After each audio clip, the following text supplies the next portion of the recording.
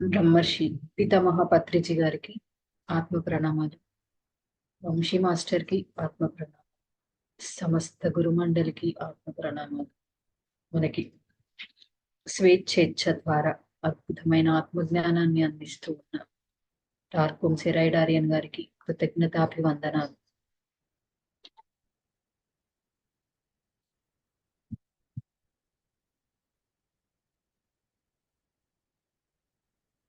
Okay master, స్వేచ్ఛేచ్ఛ మనం నిన్న start చేసుకున్నాం. ఏంటి అంటే మోక్ష ప్రాప్తికి తొలి అడుగు. అంటే మోక్షాన్ని పొందడము ప్లస్ ఏంటి అంటే మోక్షము అంటే ఫస్ట్ దుఃఖం నుంచి విడుదలైతే కదా ఏదైనా జరిగేది. సో అంటే మన ఎదుగుదలకి మోక్షాన్ని పొందడానికి ఎవరో అడ్డు అని మనం అనుకుంటాం. కానీ ఇక్కడ నిరోధించేది నీకు నువ్వే అడ్డుగా ఉన్నావు. వాటిని తెలుసుకొని ఎప్పుడైతే ఆ నిరోధాలని దాటుతావో అప్పుడు మోక్షానికి తొలి అడుగు పడుతుంది అని చెప్పేసి ఇక్కడ మనకి ఈ పుస్తకంలో పరిచయం చేసినప్పుడే చెప్పారు. సో అలా వాటన్నింటినీ అన్వేషిస్తూ మనం ఎప్పుడైతే మనల్ని మనం తెలుసుకొని దేని ద్వారా పరిశీలన ద్వారా మాత్రమే మనకు అది అర్థమవుతుంది అని చెప్పి స్వీయజాలని తిరస్కరించి మనల్ని మనం పరిశీలించుకున్నప్పుడు అప్పుడు మనం మన అనుభూతులకి మన అనుభవాలకి పూర్తిగా బాధ్యత వహిస్తూ దాని ద్వారా మనలో మార్పు చెందినప్పుడు ఆరోగ్యము మెరుగుపడుతుంది, అన్ని మెరుగుపడి మనం అంటే ఈ జన్మకి ఏ సంబంధాలని ఏ మాతవ్యాలను తెచ్చుకున్నాము వాటన్నింటినీ కూడా చక్కగా నిర్వర్తిస్తూ విజయాన్ని పొందుతూ ఆనందంగా ఉంటాము, ఎదుగుతాము అనేది మనకిచ్చారు. సో ఏ పని చేసినా మన జీవితంలోకి ఏది వచ్చినా ఇతరులని విమర్శించకుండా మన మీద మనం జాలి చూపించుకోకుండా స్వీయ బాధ్యతని స్వీయ పరిశీలనని చేసుకోమని చెప్తున్నారు ఫ్రెండ్స్. సో ఇవన్నీ చెప్పాక అసలు టాపిక్ లోకి వెళ్ళాం. ఏంటి అంటే మనల్ని మనం నిరోధించుకున్నవి అంటే మనం ఏర్పరచుకున్న అట్లు కొన్ని ఇచ్చారు. అందులో మొదటిది అహం, ఈగో. అంటే ఈగో అనేది మనము ఎలా ఏర్పడుతుంది ఏంటి అనేది కంటే అంటే ఎక్కడెక్కడ ఈగో ఉంటది. ఈగో చిన్నగా మొదలైనప్పుడు మనం గుర్తించకపోతే అది పెరిగి మనల్ని అందరితో ఎలా వేరు చేస్తుంది అంటే ఆత్మశక్తి నుంచి దూరం చేసేసి శరీరము, మనస్సు, అనుభూతులు, ఈ అనుభూతిక శరీరము వీటిగానే మనం గుర్తింపు మనల్ని మనం గుర్తించుకున్నప్పుడు ఒకటి ఒకటి వేరువేరుగా ఉన్నవి కాస్త అవన్నీ కలిసిపోయి అసలు ఐడెంటిటీ ఎక్కడికి వెళ్ళిపోతుందంటే వీటన్నింటి ద్వారా ఐడెంటిటీ చేస్తుంది. అదే అహం. అంటే ఆత్మగా ఉన్న మనము ఆత్మ నుండి దూరం అయిపోతాం. అంటే దానితో ఉన్న కనెక్టివిటీని కోల్పోతాం, మనకు అందించేదాన్ని కోల్పోతాం. అంటే ఒక విషయం చేస్తూ అంటే ఆలోచించిన ఒక పని చేస్తూ ఉన్న ఇది చెయ్యాలి, ఇది సరి అయింది, ఇది సరికాంది అని మనకి రెండు రకాల ఆలోచనలు రావడం లోపల నుండి వస్తున్నప్పుడు ఎప్పుడైతే ఇక్కడ ఒక పని ద్వారా మనకి ఒక గుర్తింపు వచ్చిందో, అరే ఏంటి ఇది ఫలానా అంటే దీని ద్వారా నాకు ఒక గుర్తింపు వచ్చింది, మళ్ళీ మళ్ళీ అదే పని చేయాలనుకున్నప్పుడు లోపల నుంచి వార్నింగ్ వస్తుంది, అది అవసరం లేదు, నువ్వు మళ్ళీ గుర్తింపు కోసం వెళ్ళిపోతుంది, ఇది నీ అహంలోకి తీసుకెళ్తుంది అని. కానీ దాన్ని నోరు నొక్కేసి దాని పీక నొక్కేసి ఏం చేస్తాము అంటే ఇదే పని రిపీట్ గా చేసుకుంటూ ఒక ఐడెంటిటీని సృష్టించుకుంటాం. ఆ ఐడెంటిటీ సృష్టించుకోవడం ఏంటి అంటే శరీర పరంగా నీకు అందం ఉండొచ్చు, దేహదారుఢ్యం ఉండొచ్చు, లేకపోతే శరీరంతో నువ్వు చేసే కావచ్చు. అంటే ఫస్ట్ మనకి తెలుసనో లేకపోతే మన జీవనం కోసమో జీవన ఆధారం కోసమో బలాన్ని ప్రదర్శించడం, దాన్ని ప్రదర్శించడం ఒక మోడలింగ్ రంగంలో ఉన్న వాళ్ళందరినీ ప్రదర్శించడం అంతా ఓకే. కానీ దానితో ఏమాత్రం మన అంటే అందం తగ్గుతుందని తీసుకునే అతి జాగ్రత్తలు, లేకపోతే దాన్ని ఎక్స్పోజ్ చేస్తూ అందాన్నో శరీర శక్తినో ఎక్స్పోజ్ చేస్తూ నేను మీకంటే విలక్షణమైన వాణ్ణి అని అతిశయాన్ని చూపించడము, ఇవన్నీ అహంలోకి దారి తీస్తాయి. అలా భౌతిక శరీరం పట్ల మన ఆలోచనలు మన మనస్సు ద్వారా అంటే ఒక ఆలోచన ఇదిగో ఇది నేను చేస్తే నేను గొప్పగా ఉంటాను అని అంటే ఒక పని చేశాము, ఆ పని వల్ల మనకి ఒక పేరు వచ్చింది, అంటే వీళ్ళ ఆలోచనలు క్రియేటివిటీగా ఉంటాయి అని ఒక పేరు వచ్చింది. సో అప్పుడు ఏం చేస్తాము ఇంకా అలాంటివి చేస్తూ ఆ ఆలోచన చేయడం తప్పు కాదు, మనస్సు ద్వారా వచ్చే ఆలోచనలు ఇంప్లిమెంట్ చేయడము తప్పు కాదు. సరే చేసాక ఇంకొకరికి చెప్పాము సిచ్యువేషన్ లో అనేది కూడా కరెక్టే. కానీ పదే పదే దాన్నే చెప్పుకుంటూ ఇంకా ఏమైనా చేస్తే నాకు ఇంకా ఇదిగో నేను ఇలా గుర్తింపు పొందుతాను అని ఎప్పుడైతే అదే పని చేస్తూ చేస్తూ మనకి తెలియకుండా అహంలోకి, అంటే అక్కడి నుండి అహం స్టార్ట్ అవుతుంది ఫ్రెండ్స్. అంటే ఆ విషయంగా, ఆ తర్వాత అనుభూతుల పరంగా. అంటే ఇప్పుడు నాకు ఒక స్వీట్ తిన్నాను, మొదటి రోజు ఒక స్వీట్ తిన్నాను, లేదా నాకు నచ్చిన ఒక మంచి ఇప్పుడు చాట్ తిన్నాం, మొదటి రోజు నచ్చింది, ఆ టేస్ట్ ఇష్టపడ్డాను. తర్వాత ఏం జరుగుతుంది, మళ్ళీ ఎప్పుడో ఒక రోజు తింటా, ఇంకొక రోజు. ఆ తర్వాత ఏంటి అంటే నా చేతిలో డబ్బులు ఉన్నా లేకపోయినా, నేను కొనుక్కోగలిగినా కొనుక్కోలేకపోయినా, ఏది చేసినా సరే అంటే ఇంకా నాకు అది కావాలి, ఎలాగైనా నేను దాన్ని తినాలి. అలా తినాలి అనుకున్నప్పుడు నేనేంటి, నా దగ్గర ఇవన్నీ లేనప్పుడు పక్కవాడిని కొట్టైనా తినడము, బెదిరించడైనా చెయ్యడము, ఇవన్నీ చేస్తాము. ఇవన్నీ కూడా అంటే అనుభూతుల కోసం. నేను నిన్న చెప్పాను, ఒక అనుభూతి ఏంటి, ఫిజికల్, ఆ ఫిజికల్ నీడ్ కోసం చేసేది. ఇవన్నీ ఎందుకు జరుగుతున్నాయి అంటే నాకు ఆ అనుభూతి నాకు ఎలాగైనా నేను పొందాలి. ఎదుటివాడి ఇష్టంతో ప్రమేయం లేకుండా నేను అనుభూతి చెందడం కోసం చేస్తాను. ఇది నాకు కావాలి, నువ్వు నాకు ఇవ్వవా అనేది అహం. ఇవి వేరువేరుగా ఉన్నాయి మొదట. కానీ తర్వాత తర్వాత ఏమైతది అంటే ఈ మూడన్నింటిలో ఉన్న నీటిని ఏకం చేసేసి అసలు అదే నేనుగా మారిపోవడం. అది అలాంటి నేనుగా మారిపోయినప్పుడు ఏ సిద్ధులో లేకుంటే ఏ శక్తిలో పొంది వాటి ద్వారా అంటే ఒక పని చేశాక, ఈవెన్ సిద్ధులు అంటాం, సిద్ధులే కాదు, ఒక టెక్నాలజీ కనుక్కొని ఆ టెక్నాలజీ ద్వారా ప్రపంచాన్నే పరిపాలించాలనుకుంటాం. అంటే కొన్ని చేశాము, సాధించాము, సాధించాక ఏమవుతుంది, ఓహో నేను ఇంత చేశాను, ఇది సాధించగలిగాను కదా, దీని ద్వారా ఈ ప్రపంచాన్ని ఏలొచ్చు, ఆ పరమాత్మనే ధిక్కరించొచ్చు అని ప్రకృతి నియమాలని కూడా సవాలు చేస్తాడు. ఇక్కడ ఇంకా ఇంకా నాకంటే గొప్ప వాళ్ళు ఎవరు ఉండకూడదు, ఎవరు లేరు, నేను వాళ్ళని కూడా అంటే ఏదైతే యూనివర్స్ లో ఒక శక్తి, ఒక ప్రకృతిని ఒక శక్తి నడిపిస్తూ ఉందో ఆ శక్తిని సవాల్ చేస్తాం, పేరేది పెట్టుకున్నా. అలా జరిగేటివన్నీ కూడా అహంలో ఉంది. అంటే అదే, అంటే ఒక చిన్న విషయము ఇక్కడి వరకు తీసుకెళ్తుంది అని అంటే మనమే దానిగా మారిపోతాం ఫ్రెండ్స్. అలా ఇవన్నీ ఏకమైపోయి మన కోసం అంటే ఏం జరుగుతుంది, ఇలా ఉన్నప్పుడు 10 మందితో కలవకుండా నేను సంథింగ్ స్పెషల్ అని పక్కన కూర్చోవడము, గొప్పలు చెప్పుకోవడము, ఇవన్నీ చేస్తాం. ఇవన్నీ చేస్తూ ఇక్కడ ఏం ఎగ్జాంపుల్ ఇచ్చారంటే శరీరంలో తయారయ్యే ఒక కంటి ఏదైతే ఉందో అది శరీరంలో ఉన్న వాటి అన్నింటినీ తీసుకునే పెరుగుతుంది, కానీ శరీరాన్ని కూడా నాశనం చేయడానికి ట్రై చేస్తుంది. అప్పుడు ఏమవుతుంది అంటే నా అహాన్ని నేను సంతృప్తి పరచుకోవడం కోసం ఎదుటి వాళ్ళని బాధ పెడతాను. ఒకానొక సిచ్యువేషన్ వస్తే అది పొందలేనప్పుడు నేను ఇది పొందలేకపోతున్నాను నన్ను నేను కూడా బాధలోకి తీసుకెళ్ళిపోతాను. అంటే మనల్ని మనము ఇబ్బంది పెట్టుకుంటాము, ఇతరులని ఇబ్బంది పెడతాము. ఆ అహం పెరిగి నేను గొప్ప అనేది స్టార్ట్ అయ్యి అది ఒక కుటుంబానికి, కుటుంబం నుంచి సమూహానికి, సమూహం నుంచి దేశానికి వెళ్ళినప్పుడు 1 నుంచి 10 రెట్లు 100 రెట్లుగా మారిపోతుంది. హిట్లర్ లాంటి వాళ్ళు, నీరో చక్రవర్తులు లాంటి వాళ్ళు ఒక సమూహం నుంచి ఇంకో సమూహం మీద దాడులు ఎందుకు జరుగుతున్నాయి, ఒక దేశానికి యుద్ధం ఎందుకు జరుగుతోంది అంటే మా దేశం గొప్పది, మా దేశాందే ఆధిపత్యం కావాలి అని చేసే పనులన్నీ కూడా అహం ద్వారా చేసేటివే. అందుకే జాతీయ భావన కూడా ఉండాలి, నా దేశం గొప్పది, నా దేశం కూడా గొప్పది, ఈ భావన ఉండాలి. కానీ నా దేశమే గొప్పది, నా దేశం మాత్రమే గొప్పగా ఉండాలి అనుకున్నప్పుడే ఇతరుల దేశాల మీద మనం ఎందుకు అంటే బానిసలుగా ఎందుకు వెళ్ళిపోతున్నారు, ఎందుకు యుద్ధాలు జరిగిపోతున్నాయి అంటే ఇంకా మా కింద వాళ్ళు ఉండాలి అనే అహం ప్రదర్శన, ఆధిపత్యాన్ని ప్రదర్శించడం, ఇవన్నీ కూడా వస్తాయి. అయితే ఇవన్నీ పెరుగుతూ పోతూ ఉన్నప్పుడు మన శరీరంలో ఒక కణితి పెరిగినప్పుడు ఏం చేస్తామండి, అరే అది పెరిగిపోతుంది, దీనికి సంబంధించి ఏం చేయాలి అని ఒక డాక్టర్ దగ్గరికి వెళ్ళి తెలుసుకొని సర్జరీ ద్వారానో మెడిసిన్ ద్వారానో ఇంకో దాని ద్వారానో దాన్ని తొలగించుకోవాలనుకుంటాం, తొలగించేస్తాం కూడా. ఇక్కడ కూడా ప్రకృతి అంటే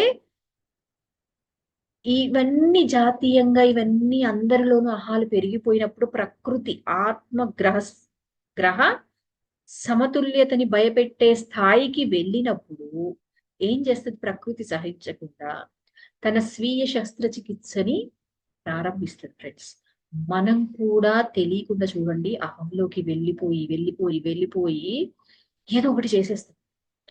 ఒకానొక స్థితిలో ఆ అహం ఏం చేస్తుంది అంటే పొందలేనప్పుడు దాని ద్వారా ఇతరుల నుండి అవమానాన్ని పొందినప్పుడు అప్పుడు రియలైజేషన్ లోకి వస్తుంది. అరే నేను దీనికోసము ఇంత చేస్తున్నాను, అసలు నాకు ఇది అవసరమా అని. అప్పుడు అంటే ఏదైనా పెరుగుట విరుగుట కొరకే అంటాం కదా, అది ఆ రోజు పెరిగినప్పుడు అది ఎప్పుడైతే ఐడెంటిఫై చేసుకుంటామో అప్పుడు దాంట్లో నుంచి బయటికి రావడానికి కావలసినవన్నీ చేస్తాం. మరి ఐడెంటిఫై చేసుకోవడం ఎలా అంటే నాలో అహం పెంపొందించుకున్నాను అనే విషయాన్ని నేను గుర్తించాలి కదా. సో దాన్ని కూడా టార్కం గారు మనకు అందిస్తుంది. ఎలా మనం అహాన్ని పెంపొందించుకున్నామని గుర్తించే విధానం, మనం మన భౌతిక కాంక్షలు, కోరికలు, ఆనందాలు, జ్ఞానాలు, నమ్మకాలు, మతం మరియు సాంప్రదాయాలతో గాఢంగా గుర్తించుకుంటున్నామని గ్రహించినట్లయితే అవే మన లక్ష్యాలు గమ్యాలుగా మారటాన్ని గుర్తించగలుగుతాం. ఉదాహరణకి కొంతమందికి మతం ఒక లక్ష్యమే కాని దైవ సాక్షాత్కారం మార్గం కాదు. అయితే ఆ మార్గమే లక్ష్యంగా మారినప్పుడు అహం శక్తిని పెంపొందించుకొని వినాశకర పరిణామాలు చోటు చేసుకుంటాయి. అంటే నిన్ననే మనం చెప్పుకున్నాం, మన భౌతిక పరంగా కోరుకునే కోరికలే ఆకాంక్షగా మారిపోయి ఆ ఆకాంక్షే దాన్ని ఎలాగైనా పొందాలి అని అనుకున్నప్పుడు ఆ జ్ఞానం అంటే ఒక జ్ఞానం నాకు తెలిసింది దాన్ని ప్రదర్శిస్తాను. దాని గురించి తెలియకపోయినప్పుడు ఏం జరుగుతుంది, మనకంటే ఒకరికి ఎక్కువగా తెలిసినప్పుడు అక్కడ ఇన్ఫీరియారిటీ అంటే తక్కువలోకి వెళ్ళిపోయి అంటే అహం అంగీకరించనివ్వదు. దాని ద్వారా దాన్ని ప్రదర్శించడానికి ఎక్కువ తెలిస్తే ఎక్కువ అంటే మనకు తెలిసిన ఆ జ్ఞానపరంగానే మనం హెచ్చుతగ్గులకు లోనవుతాము అనుకున్నాం కదా. ఇలా మన భౌతిక కాంక్షలు కోరికలు అంటే మన ఆనందం దేని మీద ఆధారపడి ఉంటది అని అంటే ఒక కోరిక మీద, ఆ కోరికని ఎప్పుడైతే తీర్చుకోవాలన్న కాంక్ష పెంచుకుంటామో అది తీరిన దాని మీద మనం ఏర్పరచుకున్న నమ్మకాలు, ఇదిగో ఇది ఇలా చేస్తే మంచిది అంటే నిజంగా కూడా ఒక కుటుంబానికి ఒకదానికి కొన్ని నమ్మకాలు, ఆ ఒక బలిస్తే అంటే ఇది చేస్తే ఇది నాకు జరుగుతుంది అని ఒక నమ్మకాన్ని ఏర్పరచుకున్నాం మనం. ఈ నమ్మకాలు, సాంప్రదాయాలు వీటన్నింటిగా గాఢంగా గుర్తించుకున్నట్లయితే అంటే మా సాంప్రదాయం ఇదే అని మనం ఒక స్టాంప్ వేసుకుంటాం. ఇప్పుడు కొన్ని తెగలకి కొన్ని సాంప్రదాయాలు ఉంటాయి, కొన్ని కుటుంబాలకి కొన్ని సాంప్రదాయాలు ఉంటాయి. ఒకే ఏరియాలో ఉన్నా సరే వీళ్ళకోటి వాళ్ళకొకటి రకరకాలుగా ఉంటాయి. సాంప్రదాయం ఉండడం తప్పు కాదు. ఆ సాంప్రదాయంగానే గుర్తించి అదే నేనుగా మారిపోయి దానికి విరుద్ధంగా మారిపోతే అంటే తిరిగి సాంప్రదాయాన్ని అనుసరించాలి, ఆచరించాలి. ఈ ప్రాణాలు పోయినా పర్వాలేదు, ఏం జరిగినా పర్వాలేదు అని సాంప్రదాయాన్ని ఆచరించడము, ఇదిలా చేస్తే సరికాదు అని చెప్పడం. అంటే ఇంకా నువ్వు దాన్ని ఆచరించేలాగా చేశాము అనంటే అది కూడా అహమే. మతమే ఒక లక్ష్యం అంటే అదే నీ లక్ష్యంగా నీ గమ్యంగా మారింది అంటే అహంగా మారిపోయినట్టే. ఇప్పుడు నాకు మతం ఉంది ఓకే, కానీ అది దైవాన్ని సాక్షాత్కరించుకోవడం కోసం కాదు. ఏంటి ఆ మార్గం లక్ష్యంగా మారినప్పుడు అంటే ఇప్పుడు నేనున్నాను, నా దాంట్లో నేను జీవిస్తున్నాను. దీని ద్వారా నేను ఏం చేయాలంటే దైవానికి దగ్గరవ్వాలి. ధ్యానమే ఉంది ఫ్రెండ్స్, ఇప్పుడు నేను ధ్యానం చేస్తున్నాను. దీని ద్వారా ఏంటి అంటే ఆ దివ్యత్వానికి దగ్గరవ్వాలి. కానీ లేదు లేదు ఇది ఎలాగైనా అందరూ ఆచరించాలి. ధ్యానం కంటే గొప్పది లేదు. నువ్వు ధ్యానం చేయవా? అని ఆ మార్గాన్ని నా లక్ష్యాన్ని అంటే నేను అటువైపు తీసుకెళ్ళి అందరి చేత బలవంతంగా ఆచరించేలా చెయ్యాలి అని అనుకున్నానే అనుకోండి. అదే అంటే దాన్నే నేను ధ్యానం కంటే ఇంకేదీ లేదు అనే దాంట్లోకి వెళ్ళిపోయినప్పుడు అదే వినాశకర శక్తిగా మారిపోతుంది. అందుకని మనకి వంశీ సార్ ఎప్పుడు చెప్తూ ఉంటారు. ఏం చెప్తారు? గడిచిన 3000 సంవత్సరాల్లో 4000 యుద్ధాలు జరిగాయి.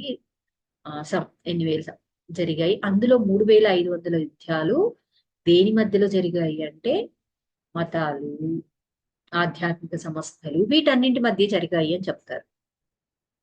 అంటే ఏంటి, నా ఆధ్యాత్మిక సంస్థ గొప్పదనం, నేను గొప్ప అని ఇలా జరిగాయి. అంటే ఇక్కడ ఏం జరిగింది, ఆధ్యాత్మికత ద్వారా దైవాన్ని చేరుకోవాలనుకోవడం కాదు.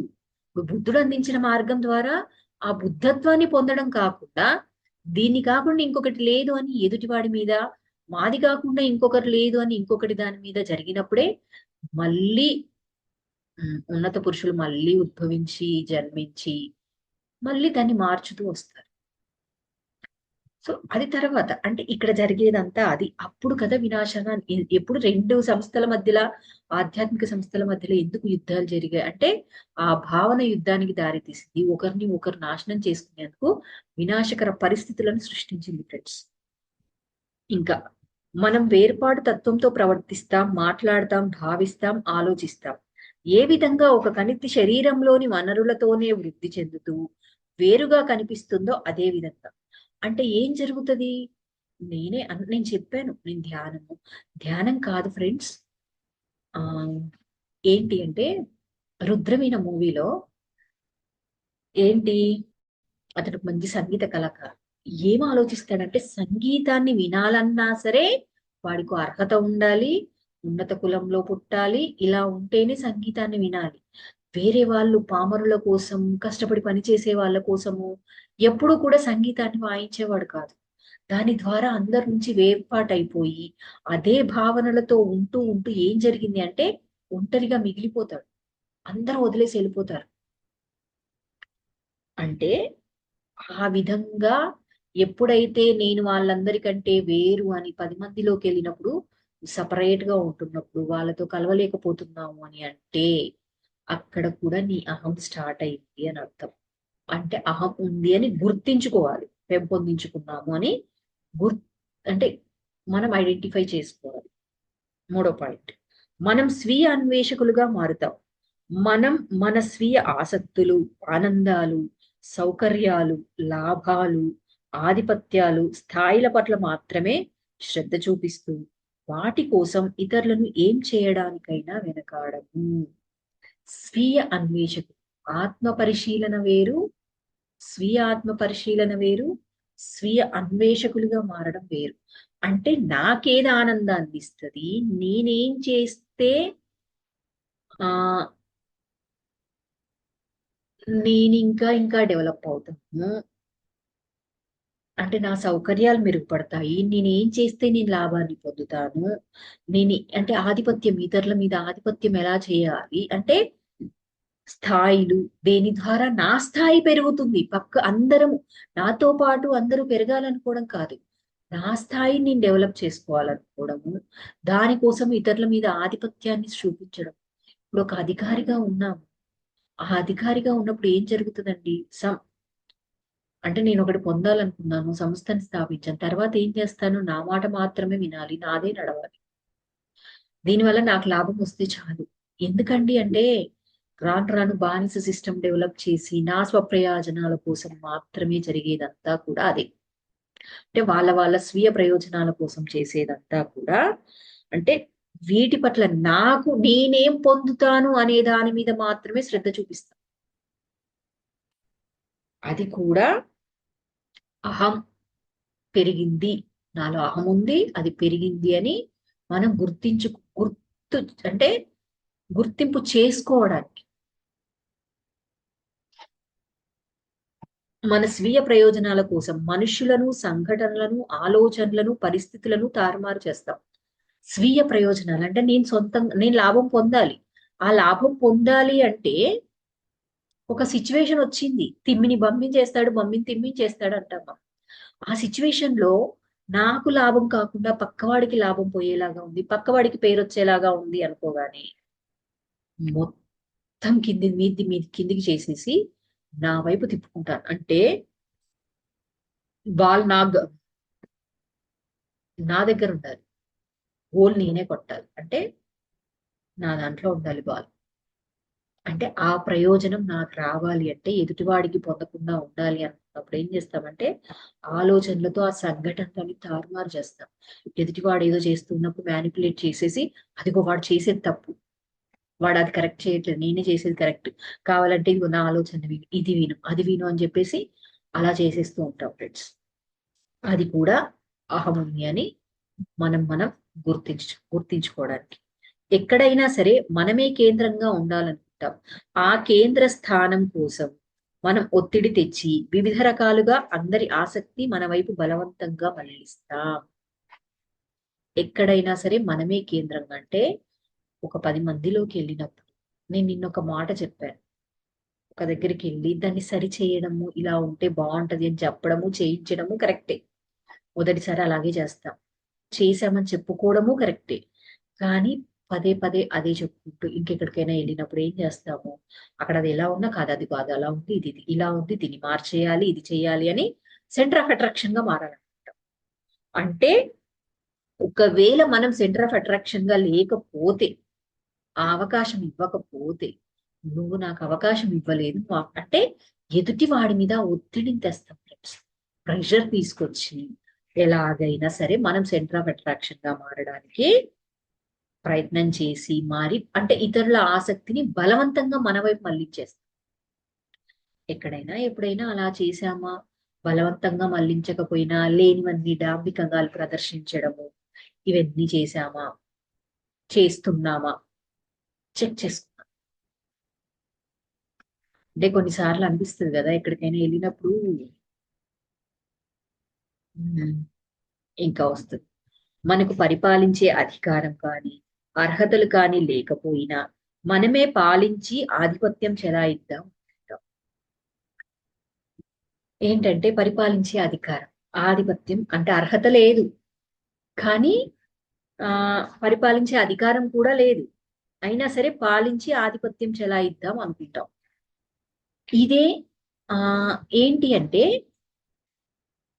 ఉమ్, ఇప్పుడు ఒక రాజు దగ్గర ఒకరి దగ్గర పని చేసేవాడు దాన్ని చూశాక అది లేదు కానీ ఎలాగైనా పరిపాలించాలి ఎలాగైనా నేను దీన్ని అధికారాన్ని పొందాలి అని అనుకున్నప్పుడు ఏం చేస్తారు అనంటే వాళ్ళని ఒకదానికి అలవాటు చేయడము వాళ్ళని మభ్యపెట్టడము అంటే ఆ వాళ్ళ మైండ్ అంటే వాళ్ళ మేధాశక్తిని ఉపయోగించి వీళ్ళని ఎక్స్ప్లాయిట్ చేసి వాళ్ళే అధికారాన్ని ప్రదర్శిస్తారు. అంటే అలా ప్రయత్నం చేస్తూ ఉంటారు అంటే అంటే ఆ సిచ్యువేషన్ ఇప్పుడు ఈవెన్ కుటుంబంలో కూడా కావచ్చు. పక్కవాడికి ఒకటి వచ్చింది గుర్తింపు వాళ్ళది కాకుండా నాది నడవాలి అని నేను ఎప్పుడైతే అనుకుంటాను అందుకోసం ప్రయత్నం చేస్తాను అది కూడా అహమే. మనం ఇతరులలోని విలువలను గుర్తించము. వారిలోని విలువలు మనకు చిరాకును లేదా అసౌకర్యాన్ని కలిగిస్తాయి.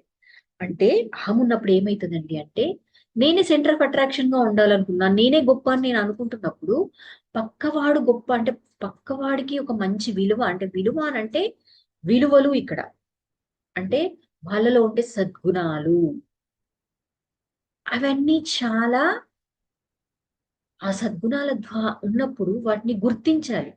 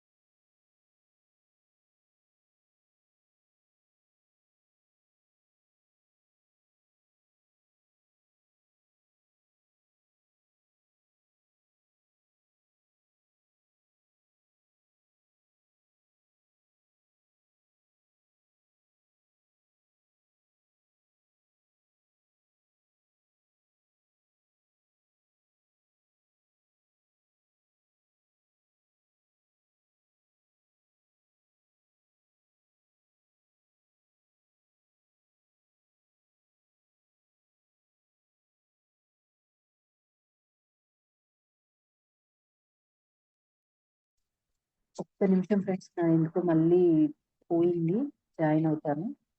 వినబడుతుందా?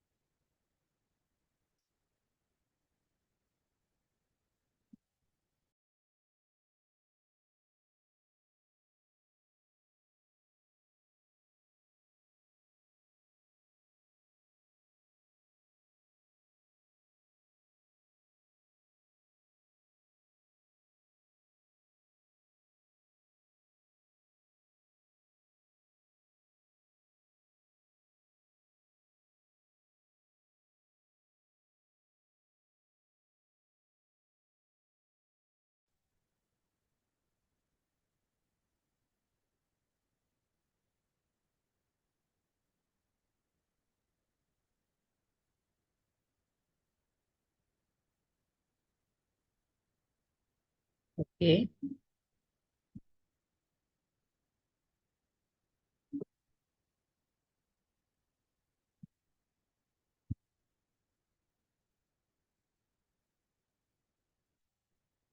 ఓకే, నా వాయిస్ వస్తుందా ఫ్రెండ్స్?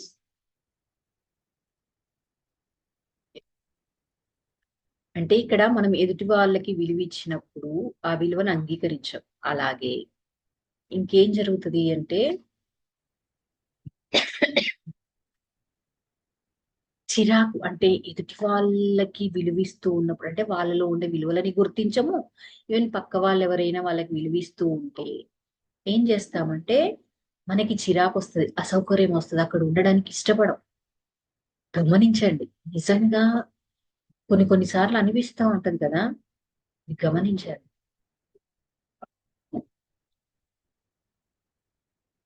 మనం ఎంతో అతిశయాన్ని పెంపొందించుకుంటాం. మనం ఏదైనా చేయగలమని, మనకు అన్నీ ఉన్నాయని, మనకు అన్నీ తెలుసని, అంతా మనమే అని అనుకుంటాం. ఇది అంతా నెమ్మదిగా మొదలై వెర్రితో ముగుస్తుంది. అయితే ఇది మనలో రోగంగా మారి అది పెరిగే కొద్దీ మనకు కలిగే బాధ, ఇబ్బందులకు మనమే ఉపకరణంగా మారి మనకు ఇతరులకు నాశనకారులమవుతాం.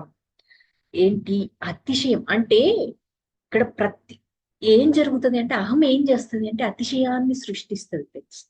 అంటే అతిశయాన్ని సృష్టించడం అంటే నేనే గొప్ప అనే దాన్ని ప్రదర్శించాలనుకుంటది. అందుకోసం ఏదైనా చేసేస్తుంది. ఏదైనా అన్ని మనకున్నాయి, అన్ని తెలుసు, అంతా మనమే అంటే అంతా నాకు తెలుసు, నాకు తెలియందంటూ ఏదీ లేదు అన్న దానిలోకి వెళ్ళిపోయి అంతా మనమే అని అనుకుంటాం. ఇది కొంచెం కొంచెంగా మొదలయ్యి ఎలా ముగుస్తుంది అంటే వెర్రితో.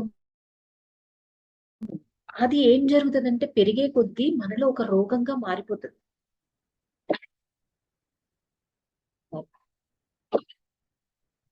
మనలో ఒక రోగంగా మారిపోతుంది. మారిపోయి మనల్ అంటే ఇబ్బందులకి మనమే ఉపకరణంగా మారి మనకు ఇతరులకు కూడా నాశనకారణం అవుతాం. అంటే నా నేను అనేదాన్ని ప్రదర్శించుకోవాలి అనుకున్నప్పుడు అది మనకి దొరకని చోట ఇతరులని ఇబ్బంది పెడతాం. నువ్వు నన్ను తక్కువ చేసి చూస్తున్నావు, లేదా నాకు ఇక్కడ విలువ ఇవ్వట్లేదు అని ఆ విలువ కోసం ఎదుటి వాడిని చంపడానికైనా చావడానికైనా వెనకాడని పరిస్థితి వస్తుంది. అదే రోగంగా మారడం. సెల్ఫ్ ఇగోతో ఒక ఏంటంటే సైకోగా మారిపోతుంది. రోగం సైకో అని అంటే ఏంటంటే పరాకాష్ఠకి చేరినప్పుడు అహం అనేది ఇంకా అది తప్ప ఏ మాత్రం దానికి తక్కువైనా సరే అంగీకరించగా అది పొందడానికి తనని తాను ఇబ్బంది పెట్టుకోవడానికి వెనకాడరు, ఇతరులను ఇబ్బంది పెట్టడానికి వెనకాడరు. ఎవరైనా మనని ఉద్దేశపూర్వకంగా గాని తెలియక కానీ గాయపరిస్తే మనం తీవ్రమైన కోపం తెచ్చుకొని వారి మీద పగబడతాం. తెలుసో తెలియకో మనల్ని ఎవరైనా గాయపరిచారే అనుకో, మాటలతో కావచ్చు, చేతలతో కావచ్చు. కోపం అంటే ఎక్కడ మనల్ని ఎవరైనా ఒక మాటని బాధ పెట్టినప్పుడు, ఒక దెబ్బ ద్వారా గాయపరిచినప్పుడు కోపం కాస్త ఎలా మారుతుంది? పగగా మారుతుంది. అంటే అహం ఉన్నప్పుడు పగగా మారుతుంది. అహం లేనప్పుడు వాడు ఎందుకు చేశాడో అర్థం చేసుకోవడానికి ప్రయత్నం చేస్తాం. అది ఇక్కడ వేరియేషన్. ఓకే, నెక్స్ట్ ఎదుటి వారిని అవమానపరిచి దూషించడాన్ని ఆనందిస్తాం. ఎవరైనా అవమానపడినప్పుడు చూడటం ద్వారా మన అహం పోషించబడుతుంది. మనలో అహానికి పోషణ ఎలా అందుతుందో చూడండి. నిజంగానే ఎవరైనా సరే కింద పడ్డప్పుడు వెళ్ళి నవ్వకుండా వెళ్ళి హెల్ప్ చేసే వాళ్ళు ఎంతమంది ఉంటారు? కింద పడగానే ఫస్ట్ చూసి నవ్వుతాం. అది మనలోని అహం. అది అంటే ఇక్కడ ఎగ్జాంపుల్ అర్థం కావడానికి ఈజీగా నేను చెప్పాను. సో ఇతరులను దూషించి ఆనందిస్తాం, అంటే 10 మందిలో వాళ్ళని అవమానపరిచి దూషించి ఆనందిస్తాం. లేదా ఎదుటి వాళ్ళు అవమాన పడినప్పుడు మనలోని అహానికి పోషణ లభిస్తుంది అని చెప్తున్నాడు. అంటే ఎక్కడైనా ఎవరైనా 10 మందిలో అవమానం పొందారే అనుకోండి, అప్పుడు అబ్బా అంటే ఏంటి కడుపు ఇంకొకరు హ్యాపీగా ఉండడాన్ని చూడలేదు. ఎదుటి వాడు బాధపడుతున్నప్పుడు ఇంకొకరు వచ్చి తిడుతూ ఉన్నప్పుడు పొందే కిక్ ఉంటది అంటారు చూసారా, ఆ హ్యాపీనెస్ అహం వల్లే వస్తుందంట. అంటే అహానికి అదో ఇంకా ఎనర్జీ పోషణ. అంటే ఏంటి అంటే దానికి కావాల్సిన ఎనర్జీ అన్ని అహం సాటిస్ఫై అవుతుంది. మనం ఒక సరికాని రక్షణ విధానాన్ని పెంపొందించుకొని మన హద్దు దాటి ఇతరులపై ప్రమాదకరి చర్యలు తీసుకుంటాం. రక్షణ వ్యవస్థ అంటే ఇప్పుడు ఒక అంటే ఒక బిల్డింగ్ రక్షించుకోవడానికి రక్షణ వ్యవస్థను ఏర్పరచుకుంటారు. అలాగే మన చుట్టూ మనం ఒక రక్షణ వ్యవస్థను ఏర్పరచుకుంటాం. ఏం చేస్తాం? హద్దు దాటి ఇతరులపై ప్రమాదకర చర్యలు అంటే మనల్ని ఎవరైనా ఒక మాట అంటారు అని మనకు అనిపించిన మరుక్షణమే, అది వాళ్ళు అనడానికి సిద్ధంగా ఉండొచ్చు, ఉండకపోవచ్చు, వెంటనే వాళ్ళని కొట్టడం. అంటే కొన్నిట్లలో చూస్తూ ఉంటాం కదా, ఎక్కడైతే వీడి స్థానానికి ఇబ్బంది ఏర్పడుతుంది అని అనిపించినప్పుడు వెంటనే వాళ్ళని చంపేయడము, వాళ్ళని గాయపరచడము చేస్తాం. ఇప్పుడు మాక్సిమం బాక్సింగ్స్ లో, ఈ సాంగ్ కాంపిటీషన్స్ లో, వీటిల్లో ఏం జరుగుతుంది అంటే కాంపిటీషన్ ఫస్ట్ హెల్దీగానే స్టార్ట్ అవుతుంది. కానీ కొన్ని రోజులకి వాడికి అది పొంది పొంది అది లేకపోతే నేను ఉండలేనేమో అన్న ఒక స్థితికి వచ్చాక ఎదుటి వాడిని తక్కువ చేయడం, అవసరమైతే వాడిని చంపడం, బాక్సింగ్ చేసేటోడికి ఆ శక్తి లేకుండా చేయడం, ఇంకోటి ఇంకోటి చేస్తాం. అంటే అహం ఎంత చిన్న పాయింట్ లో ఉంటుంది అంటే స్వాతి కిరణం మూవీలో వాడికి మమ్ముట్టి ఎంత మంచి పొజిషన్ లో ఉండి బాగా ఉంటాడు, చేస్తాడు, అన్ని పొందాక ఎప్పుడైతే ఆ పిల్లవాడు మంచి మంచి అంటే తనకి సంగీతాన్ని సమకూరుస్తాడో నా పొజిషన్ ఎక్కడ తీసేసుకుంటాడు అని చెప్పేసి అన్ని తప్పుల్ని ఎంచుతూ ఉంటాడు, అందులో సరిగ్గా లేవంటాడు, అన్ని చేస్తాడు. ఆఖరికి అతను సూసైడ్ చేసుకునే స్థితికి, అంటే అహంతో నేను ఇది చేస్తున్నాను అని కూడా తెలియదు. నిజం చెప్పాలి అంటే నాకు విలువ పడిపోతుంది, ఎదుటివాడి విలువని గుర్తించము, ఆ గుర్తించిన అది మనకు అసౌకర్యము, ఆ అసౌకర్యం ద్వారా ఆ రక్షణ అంటే తనకి తాను ఒక రక్షణ కవచాన్ని ఏర్పరచుకున్నాడు. దాన్ని ఛేదించి అంటే ఆ రక్షణని కోల్పోతున్నాను అని అనిపించినప్పుడు ప్రమాదకరమైన చర్యలు, ఇక్కడ చంపలేదు కానీ మాటల ద్వారా ఎదుటి మనిషిని గాయపరిచి నా ద్వారా ఎందుకు అని చెప్పేసి వాడు సూసైడ్ చేసుకోవడానికి కారణమయ్యాడు. కొన్నిసార్లు కొన్నిట్లో చంపేస్తాం. అంటే అలాంటి చర్యలు తీసుకుంటామంట. సో ఇది కూడా మనం చెక్ చేసుకోవాల్సిన ఒక పాయింట్. ఇంకొకటి, మన ప్రవర్తనలో, చర్యలలో, మాటలలో, ఆలోచనలలో, వ్యక్తీకరణలో అతిశయాన్ని ప్రదర్శిస్తాం. మన ప్రవర్తన కూడా ఏంటి అంటే ఆ 10 మందిలోకి వెళ్ళినప్పుడు ఏదో స్పెషల్ గా కనిపించాలని ఆ ఏంటి నగలు వేసుకొని వెళ్తారు, కొత్త నగలు మంచి లేటెస్ట్ వాడు, అలా అలా అలా తిప్పుతూ అప్పుడప్పుడు కొత్తది వేసుకున్నాం అనుకోండి, నలుగురికి ప్రదర్శించాలని కాకపోయినా తెలియకుండానే దాన్ని ఇలా పట్టుకొని ఆడుతూ ఉంటాం. అంటే అది కూడా అహమే అనేది ఇప్పుడే అర్థమవుతుంది నాకు. అంటే అలా మన ప్రవర్తన అంటే నేను వేసుకున్న కొత్త చీరని చూడమను, కొత్త నగను చూడమను, అలా తిరుగుతూ తిరుగుతూ నలుగురిలో ఇలా తిప్పుకుంటూ తిరగడం. చర్యలు, ఆ ప్రవర్తన, ఆ చర్య, మనం మాట్లాడేటప్పుడు కూడా ఆ విషయాన్ని గురించి ఏదో ఒక విధంగా మాట్లాడాలనుకోవడం, మన ఆలోచనల్లో కూడా వ్యక్తీకరిస్తాం. అంటే అతిశయాన్ని ఇన్ని రకాలుగా ప్రదర్శిస్తున్నాము అంటే నాలో ఉన్నదాన్ని 10 మందికి నేను చూపించాలి అని ఏదో ఒక విధమైన పని ఆలోచన, మాట, చర్య, ప్రవర్తన ఏ విధంగా నువ్వు వ్యక్తీకరిస్తున్నా అది కూడా అహముందనే. మనం చేసే పనుల వల్ల ఇతరులపై ఉండే ప్రభావాన్ని పట్టించుకోము. అవి ఇతరులను గాయపరిచినా లేక వారి అభివృద్ధికి ఆటంకం కలిగించినా మనకు అనవసరం. మనం చేసే పనుల వల్ల ఇతరులపై ఉండే ప్రభావం, నేను ఒక పని చేస్తున్నాను, సో అది ఇతరులకు ఎలాంటి ప్రభావాన్ని కలిగిస్తుంది అనే భయం అంటే అనేది మనకు అసలు పట్టించుకోము. వాళ్ళని గాయపరుస్తుందా, వాళ్ళ అభివృద్ధికి ఆటంకం కలిగిస్తుందా, ఇదేదీ లేదు. ఆ ఏంటి అంటే ఇప్పుడు దైవం గురించే అనుకుందాం. ఆ దైవానికి సంబంధించి నేను రోజు ఒక రకమైన పూజ చేస్తూ ఇది ఇలాగే జరగాలి, ఇది ఇలా జరగకపోతే నేను అంగీకరించే స్థితిలో లేను. అది కూడా అహమే కదా. అది ఏం జరుగుతుంది, ఇంట్లో వాళ్ళందరూ ఎవరైనా తేడా చేస్తే నువ్వు ఇలాగే చెయ్యాలి అంట. సో అలాంటప్పుడు ఏం జరుగుతుంది అంటే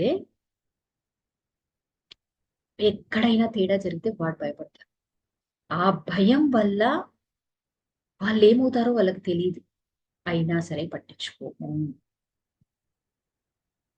దానితో లేదు, ఇది ఇలాగే జరగాలి అనుకున్నప్పుడు వాళ్ళు డెవలప్ అవ్వాలి. కానీ లేదు లేదు నువ్వు అలా చేయకూడదు, వాళ్ళు అలా చేస్తే ఏం జరిగినా నాకు సంబంధం లేదు, నేను అనుకున్నట్టుగా జరగాలి. సో వాళ్ళ డెవలప్మెంట్ ఆగిపోతుంది, అయినా సరే అలాగే చేస్తాను. ఎందుకు అంటే నా నమ్మకం, నా సిద్ధాంతం ఇంకొకరిని భయంలోకి, బాధలోకి, వాళ్ళ అభివృద్ధిలోకి వెళ్లకుండా అడ్డుకుంటోంది అంటే అది ఆమె కదా. ఎందుకు నేను ఇంత ఇదిగా చెప్తున్నాను అంటే నేను చూసుకున్న ఒక కళ, ఒక చిన్న ఆలోచన ద్వారా ఒకరితో మాట్లాడినప్పుడు నా భక్తి ఏం చేసింది, స్నానం చేయకుండా ముట్టొద్దు, తినక ముందు ఇది చేయాలి, ఇలా ఉండాలి, దీన్ని ముట్టుకోవాలన్నా దీన్ని పట్టుకోవాలన్నా ఇలా చేయాలన్నా పెద్ద రుజరు ఇంటి కోడల్ని అవన్నీ రూల్స్ అండ్ రెస్ట్రిక్షన్స్ పెట్టడం వల్ల భయంతో ఆ కోడలు ఆడ మరణించింది. అదేదో చేస్తే ఏం జరుగుతుందో అన్న భయంతో. అంటే అక్కడ పట్టింపు ఎదుటి వాళ్ళు బాధపడుతున్నారా, వాళ్ళకి ఏమన్నా అవుతుందా అన్న పట్టింపు నాకు లేదు, దాని గురించి నాకు సంబంధం లేదు.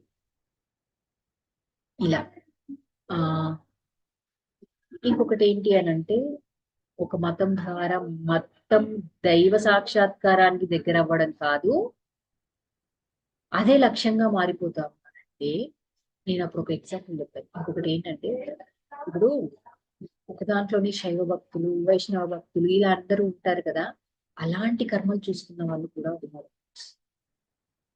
ఏంటి, శివుడికి భక్తులుగా ఉండి కృష్ణుడి భక్తులని హింసించారు, వాళ్ళని చంపడం అంటే ఏంటి, అది కూడా అహమే, నా అంతటి వాడు లేడు అని ఆ దైవాన్ని నమ్ముతూ దైవం మనం చూసే ఎన్నో వాటిల్లో కూడా నా శివుడు గొప్పవాడని, విష్ణువు గొప్పవాడని యుద్ధాలు జరగడం ఎందుకు జరిగాయి, జరిగాయి. అలా ఎవరి అభివృద్ధికి అడ్డం కలిగిన, ఆటంకం వచ్చినా పట్టించుకో. మనని మనం ఎంపిక చేసుకోబడిన వాళ్ళము, ప్రత్యేకమైన వాళ్ళమని నమ్ముతూ ఇతరులను చిన్న చూపు చూస్తాం. మనల్ని మనం ఎంపిక అంటే నేను ప్రత్యేకంగా ఎంపిక చేసుకోబడ్డదాన్ని, ప్రత్యేకమైన వాళ్ళము అని నమ్ముతాం. నమ్మినప్పుడు ఏం చేస్తామంటే ఇప్పుడు నేనే ఉన్నాను ఎగ్జాంపుల్, సరే సద్గురుస్ మూమెంట్ లో మాస్టర్ గా నన్ను సెలెక్ట్ చేసుకున్నారు, ఇంతవరకు ఉంటే బాగానే ఉంటుంది. అలా కాకుండా నేను ప్రత్యేకంగా ఎంపిక చేసుకోబడ్డాను కదా, సో నేను ప్రత్యేకం, మిగిలిన వాళ్ళంతా కాదు అని ఎదుటి వాళ్ళని తక్కువ చూశానే అనుకోండి, అది కూడా అహమే. అంటే నువ్వు పొందిన దాని ద్వారా నువ్వు పొందుతున్న దాన్ని ఇతరులకు అందించాలి, ఆ జ్ఞానాన్ని ఇవ్వాలి, వాళ్ళు ఆ స్థాయికి వచ్చేలాగా చేయగలగాలి. కానీ దాన్ని పెట్టుకొని ఆ ట్యాగ్ వేసుకొని ఇతరులని తక్కువగా చిన్న చూపు చూడకూడదు. అలా చూడటం కూడా అహం ఉందనే అర్థము. ఈ సంకేతాలను మనం గమనించడం మొదలు పెడితే మనం మన పడవ మునిగిపోకుండా కాపాడుకోవాలి. ఎప్పుడైతే ఈ 14 పాయింట్లు ఇచ్చారు, ఈ 14 పాయింట్లలో ఎక్కడైనా సరే మనం ఉన్నాము అని మనం గుర్తించుకున్నాము అనుకోండి, గమనించుకుంటే వెంటనే మన పడవ మునిగిపోకుండా మనం కాపాడుకోవాలి. ఏంటి, ఎక్కడ మునిగిపోతుంది?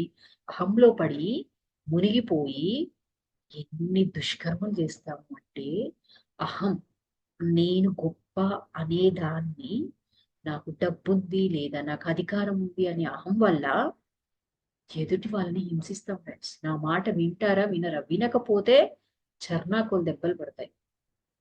నిజంగా అలాంటి అహంతో చేసిన జన్మలు అందరికీ ఉన్నాయి. ఎంతో మంది ఎన్నో కర్మల్ని కూడా చూసుకొని ఉన్నారు. అంటే ఆ జన్మల్ని చూసుకొని ఉన్నా, డబ్బుంది, నా కింద పనిచేస్తున్నారు అన్న వినకపోతే, ఎందుకు నువ్వు డబ్బులు తీసుకుంటున్నావు, నాకు చెయ్యవా అని చెప్పి బెదిరించిన, అది ప్రత్యేకమనే కదా. నేను నాకు ఇది ఉంది అని ఒక ప్రత్యేకతని చాటింపు చేసుకుంటూ కింద పని చేస్తున్న వాళ్ళని చిన్నచూపు చూడటం కాదా? సో అహం ఎక్కడ ఎలా మొదలవుతుంది అంటే, అహమని కాదు, ఏదైనా ఎలా మొదలవుతుంది అనేదానికి ఒక చిన్న డ్రీమ్ ఈ రోజు మేడంకి వచ్చింది.